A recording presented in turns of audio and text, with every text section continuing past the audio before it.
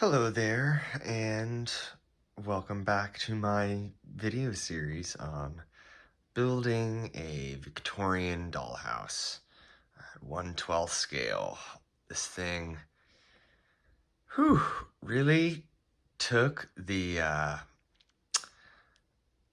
took a lot out of me, and I'm really happy with how it's coming out. I'll try to be a steady hand as I give you guys some shots, but we're looking at about a little over 100 hours of work, honestly.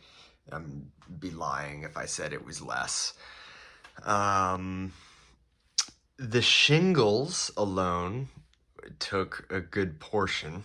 I did have to put every single shingle on individually. There's no shortcuts. There's no anything. Any shingle that needed to be shaped or cut, I did do that, or sanded. I tried to do everything I could to make it pretty. This is gonna be for my family, and I'm hoping becomes something of an heirloom. I will spin it around and we can kind of take a look inside as well, but I just wanted to talk about the outside. You know, this thing is made of pine and some oak veneer, and then cedar shake shingles, and so once I paint something, you know, I can't unpaint it, so I'm kind of taking advantage of some of the exposed wood right now. I have left the bottom unfinished on purpose right now because I kind of liked the way it was looking, but I will admit that lattice work and the railing, I'm kind of excited to maybe give a pop of color or something. But anyways, we're looking at the Queen Anne Victorian dollhouse from Dura Craft, a kit that is long gone, no longer exists. If you can find one out there, congrats, because I felt super lucky to find one myself. And I know there's lots of, there are dollhouse kits out there that are still being made, new ones by new companies. I've heard of a few, but I will admit I haven't seen that many that kind of have interested me as much in their architectural design. You know, I think you usually have to go with something kooky and crazy with a Victorian to kind of get any striking details. I know we've all seen a lot of colonials or Georgian homes and beyond, and not to knock those, but I mean, I just think having a tower on there is just the coolest thing. Let's go spin it around, take a look.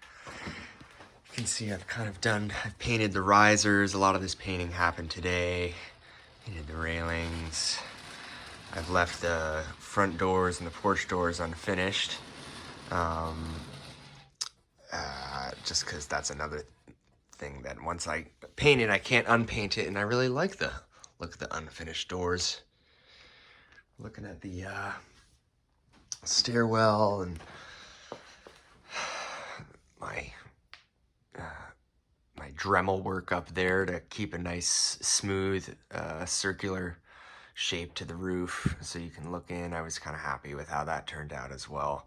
But the stairwell is definitely one of my greater achievements. In doing so, I think the top one is 11 stairs and the bottom one is actually 13. So believe it or not, there are different sizes, just subtly, and every single one makes a difference, though. I mean, if you consider the fact that I put together each one of those stairs and risers, or steps and risers and railing, and each one of those balusters, my goodness.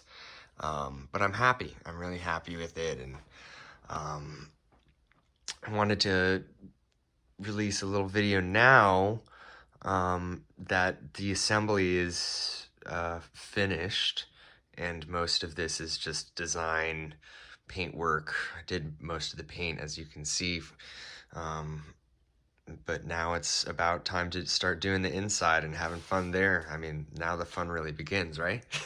only took 100+ hours to get there, but no, it's exciting. I'm happy that the family's gonna be able to see it for the holiday season, and just hoping it can bring some smiles. I was thinking about miniatures, and you don't really need to explain much to someone when you show someone a miniature or something as to why. It always fascinates people by its very nature of being small, and I think it must have something to do with humans' desire to compartmentalize things, or dominate and control things, and so by making things smaller we can do so, just like a teddy bear or a stuffed animal. But I am having a lot of fun with this. I just wanted to give some inside shots and feel like we can really see the inside foyer right there, which it totally has. My dollhouse has a foyer and a balcony.